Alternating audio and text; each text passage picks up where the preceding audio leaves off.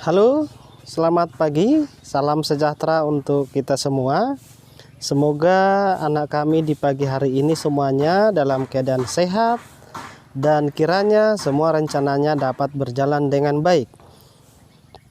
Pertemuan kita pada pagi hari ini adalah judulnya mengenai simpangan baku dan varians. Dan tujuan pembelajaran kita pada pagi hari ini adalah anak kami dapat menyelesaikan varians dan simpangan baku. Agar kita bisa memahami, silahkan simak video berikut ini.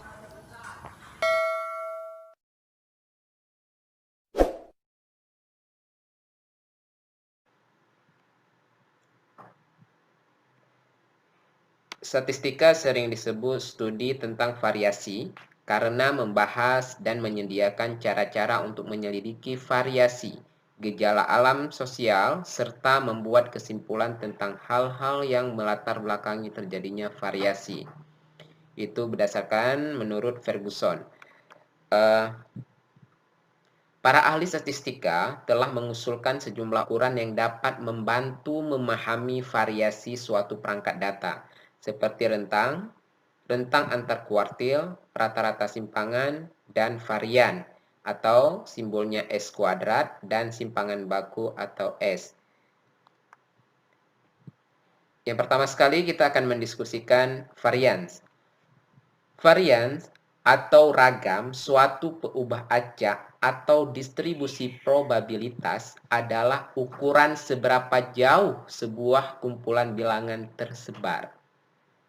Jadi varian 0 mengindikasikan bahwa semua nilai sama. Nah, di sini varian 0 mengindikasikan bahwa semua nilai sama. Berarti apabila semua data nilainya misalnya 100 semuanya, berarti di situ tidak ada varians atau variannya 0. Nah, misalnya dalam satu kelas semua siswa atau mahasiswa mendapatkan nilai 100. Berarti tidak ada ragam di situ atau tidak ada varian atau variannya sama dengan 0. Varian selalu bernilai non negatif atau nama lainnya positif. Varian yang rendah mengindikasikan bahwa titik data condong sangat dekat dengan nilai rata atau nilai ekspektasi dan antara satu sama lainnya. Sementara varian yang tinggi mengindikasikan bahwa titik data sangat tersebar di sekitar rata dan dari satu sama lainnya. Jadi semakin besar variannya itu menunjukkan semakin beragam datanya. Dan semakin kecil nilai variannya maka menunjukkan sedikit variasi dari data tersebut atau ragam dari data tersebut.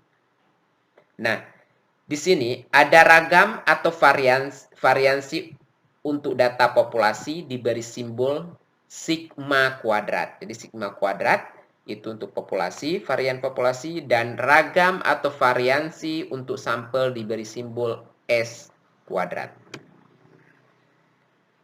Nah, selanjutnya simpangan baku atau standar deviasi.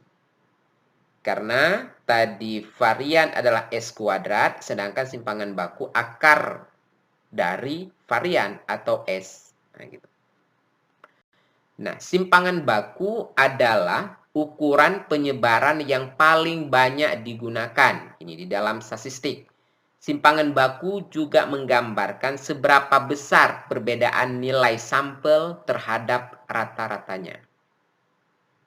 Jadi seberapa besar dia itu menyebar itu adalah simpangan baku. Ukuran penyebaran yang paling banyak digunakan. Cara pemahaman yang sederhana, seandainya kita pergi dari arah di jalan, kemudian kita menemukan persimpangan. Kita bilang simpang 4. Ketika sampai di simpang 4, dengan orang yang lainnya dengan jalur yang sama dan kita, pas di simpang itu akan terjadi perpencaran atau penyebaran. Nah, itu pemahamannya. Simpang ya, cara ingat simpang, di simpang itu terjadi penyimpangan. terjadi penyebaran, terjadi pendistribusian. Jadi ada orang yang ke kanan, ada orang ke kiri, ada orang yang lurus. Nah, itu cara pemahamannya. Jadi simpangan baku adalah seberapa besar ukuran penyebaran data tersebut. Nah, gitu. Pertanyaannya, jika semua data sama, berapakah nilai simpangan bakunya? Berarti seandainya dalam satu kelas itu semua nilai siswa atau mahasiswa itu 90 semuanya. Berapakah nilai simpangan bakunya? Benar, jawabannya adalah 0. Artinya tidak terjadi penyimpangan di situ sedikit pun karena nilainya sama. Atau kalau kita kaitkan dengan varian tadi, variannya sama. Jadi juga di sini simpangan bakunya juga 0. Simpangan baku adalah ukuran statistik yang menggambarkan keadaan keseragaman. Makin besar harga S-nya atau nilai simpangan bakunya, maka tidak seragam keadaannya. Nah, jadi makin sedikit nilai simpangan bakunya akan menunjukkan bahwa nilainya semakin seragam atau semakin dekat dengan nilai rata-ratanya. Simpangan baku mempunyai satuan pengukuran. Oleh karena itu, simpangan baku tidak dapat digunakan sebagai alat pembanding keseragaman apabila satuan pengukurannya tidak sama. Di sini ada formula atau rumus varian dan simpangan baku untuk data tunggal maupun data berkelompok. Jadi di sini untuk rumus variannya S kuadrat. Untuk simpangan bakunya tinggal kita akarkan saja untuk mendapatkan nilai S. Karena simpangan baku tadi adalah akar dari varian. Dan ini formula atau rumus untuk mencari varian dan simpangan baku data berkelompok. Untuk lebih memahaminya, kita langsung ke studi kasusnya atau ke soal. Yang pertama kita akan diskusikan mengenai varian data tunggal. Di sini ada contoh, tentukan varian dan simpangan baku dari data 6, 5, 4, 9, 8, 10, dan 7. Nah, di sini formulanya tadi dia itu berkaitan dengan rata-rata. Di sini ada X bar. XI kurang X bar kuadrat per N kurang 1. XI itu adalah data ke I. Data pertama, kedua, ketiga dikurang dengan rata-rata, diper dengan jumlah data dikurang 1. Berarti terlebih dahulu dari data itu kita menentukan rata-rata. Jadi di sini rata-rata jumlah data per banyak data. Di sini datanya masih sedikit, kita selesaikan dengan secara data tunggal. Mencari rata-rata juga dengan data tunggalnya. Berarti kita jumlahkan 6 tambah 5 tambah 4 tambah 9 tambah 8 tambah 10 tambah 7 dibagi 7. Karena di sini ada 7 data. Berarti setelah dijumlahkan semuanya, kita peroleh nilainya yaitu 49 dibagi dengan 7, maka kita peroleh rata-ratanya yaitu 7. Sekarang kita buat tabel saja biar lebih sederhana penulisannya dan lebih mudah kita lihatnya. Di sini XI, artinya di sini data pertama, X1, X2, data kedua, data ketiga, sehingga data ke-7. Di sini ada 7 data. Kemudian di sini formula untuk XI kurang X bar, berarti data pertama dikurang dengan X bar. Berarti 6 dikurang 7, yaitu negatif 1, 5 dikurang 7, negatif 2, 4 dikurang 7, negatif 3, hingga seterusnya data ke-7, yaitu 7 dikurang 7 adalah 0. Kemudian XI kurang X bar dikuadratkan. Berarti nilai yang tadi sini yang kita peroleh, yaitu kita kuadratkan. Negatif 1 dikuadratkan adalah 1. Artinya kuadrat itu negatif 1 kali negatif 1. Berarti positif 1. Negatif 2 dikali negatif 2, positif 4. Negatif 3 dikali negatif 3, positif 9. Dan negatif 2 dikali 2, positif 2 dikali positif 2 adalah positif 4. Dan seterusnya. Nah, selanjutnya, ini formulanya yang tadi untuk mencari varian dan simpangan baku data tunggal. Berarti kita di sini ada sigma, artinya jumlah dari hasil XI kurang X bar kuadrat tadi dari data pertama hingga data ke N. Berarti tadi N-nya ada 7. Berarti dari hasilnya yang tadi, ini kita jumlahkan. 1 tambah 4 tambah 9 hingga ditambah dengan 0. Nah, di sini per n kurang 1, berarti 7 dikurang 1. Berarti setelah dijumlahkan 1 tambah 4 tambah 9, tambah 4, tambah 1, tambah 9, kita peroleh nilainya 28. 28 dibagi 6, yaitu 4,7. Ini adalah merupakan nilai variannya, yaitu 4,7. Sedangkan simpangan bakunya tinggal kita akarkan saja. Sama-sama diakarkan. Di sini S kuadrat, kemudian diakarkan dari 4,7. Maka akar dari S kuadrat adalah S. Kemudian akar dari 4,7 adalah 2,2. Ini setelah dibulatkan. Angkanya yaitu satu angka di belakang koma, kita peroleh 2,2.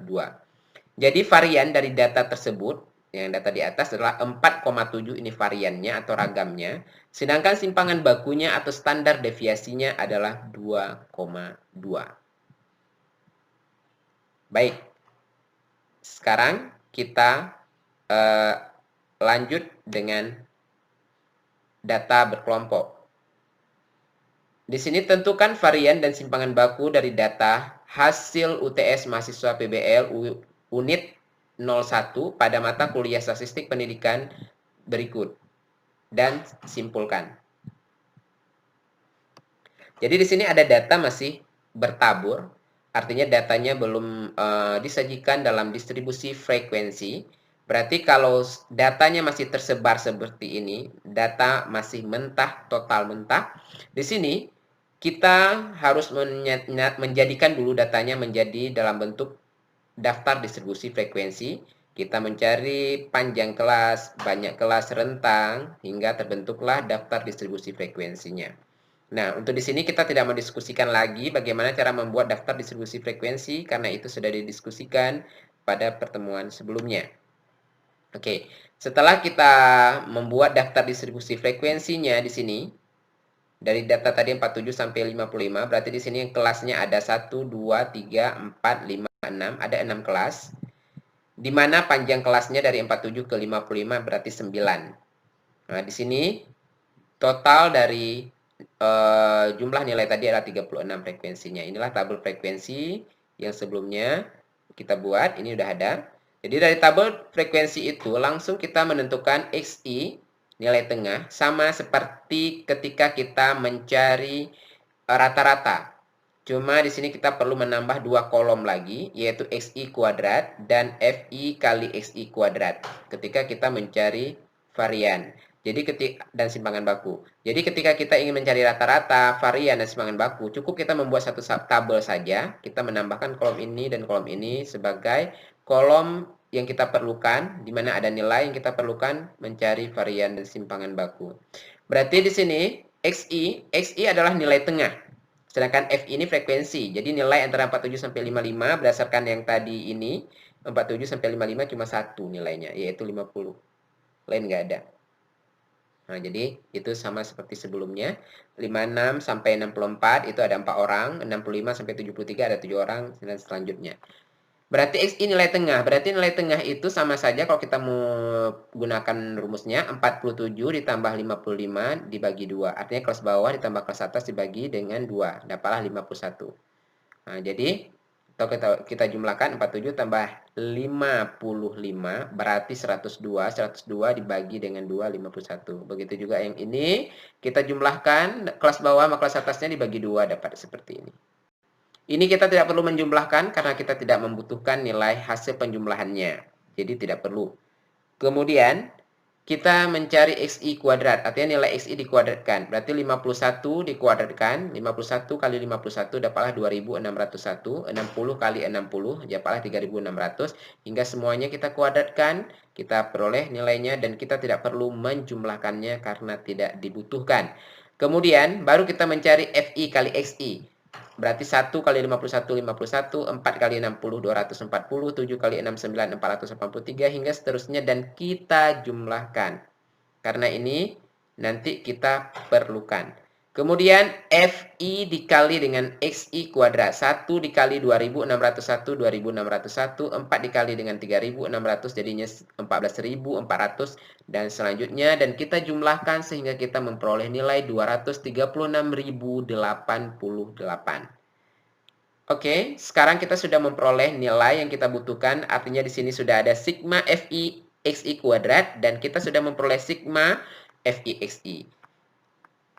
Tinggal kita substitusikan ke dalam formulanya. Jadi berdasarkan nilai yang diperoleh dari tabel di atas dapat disubstitusikan ke dalam formula berikut.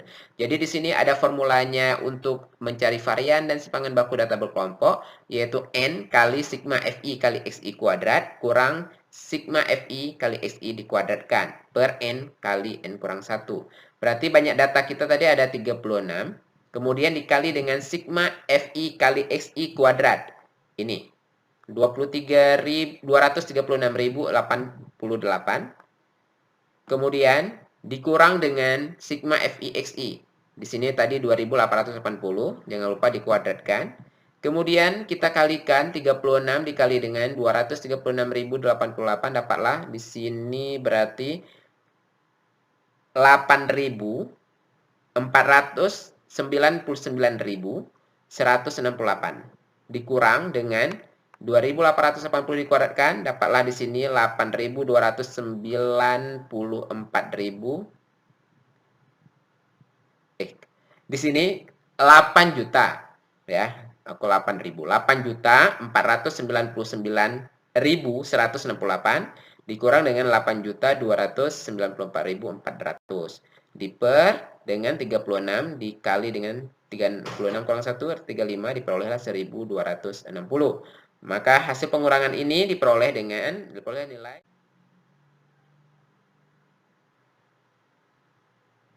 diperolehlah nilai 204.768 dibagi dengan 1.260. Maka diperolehlah di sini S kuadrat atau varian 162,5 dan kita akarkan memperoleh S atau simpangan bakunya 12,75. Jadi, varian dan simpangan baku dari hasil UTS mahasiswa PBL unit 1 pada mata kuliah statistik pendidikan adalah 162,5. Ini variannya. Dan simpangan bakunya adalah 12,75. Nah, jadi cukup mudah kita menyelesaikan simpangan baku, menentukan varian dan simpangan baku apabila kita sudah memahami dengan baik prosedural perhitungannya yang tadi. Jadi di sini ada pertanyaan. Mana yang lebih bagus datanya antara simpangan baku yang paling besar namun rata-ratanya besar. Keduanya besar, simpangan baku besar, rata-ratanya juga tinggi nilainya. Kemudian simpangan bakunya kecil dan rata-ratanya kecil. Tapi itu secara umum sih, maksudnya di sini kita tidak bisa nilainya berapa dulu. Nah, contoh kasusnya. Karena yang bagus itu adalah apabila simpangan bakunya itu lebih kecil dibandingkan dengan nilai simpangan baku yang lebih besar. Karena semakin kecil simpangan bakunya menunjukkan semakin sempit, semakin tidak jauh ukuran penyebaran datanya dari nilai rata-ratanya. Nah, jadi seperti itu yang perlu dipahami tentang varian dan simpangan baku. Selanjutnya di sini ada latihan yang bisa dicoba. Di sini ada satu soal untuk varian untuk data tunggal dan satu lagi varian data berkelompok. Jadi kalau yang berkelompok ini dibuat dulu daftar distribusi frekuensinya, baru diselesaikan berdasarkan formula yang telah disebutkan dan dijelaskan sebelumnya. Terima kasih. Assalamualaikum.